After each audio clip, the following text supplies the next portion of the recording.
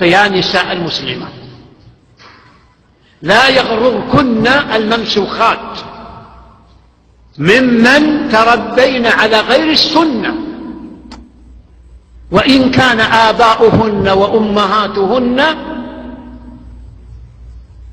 ورجالهن ونسوتهن على السنة. فهؤلاء النسوة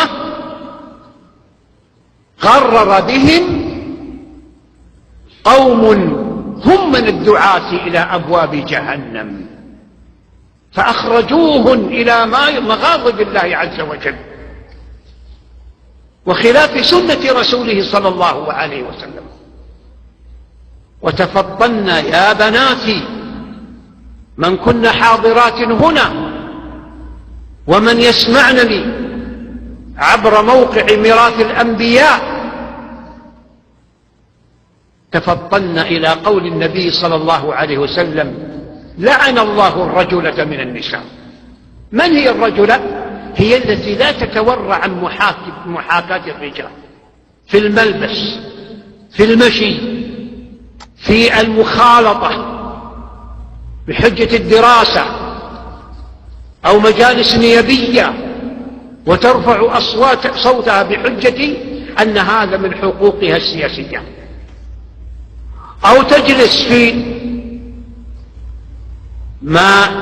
مقاعد الاستقبال محاسبة مستقبلة كمتبرجة أو متعطرة.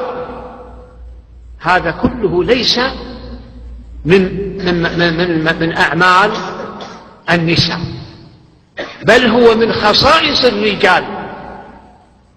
فتفطنا وعدنا يا من تحرص على دينها وعرضها ونفسها، عدنا إلى بيوتكن وقررن فيها.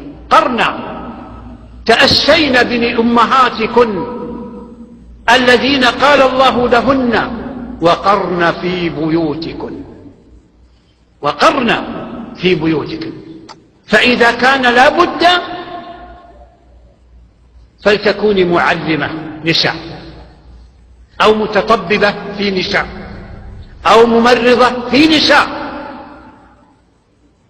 أعمال النساء مع بنات جنسك.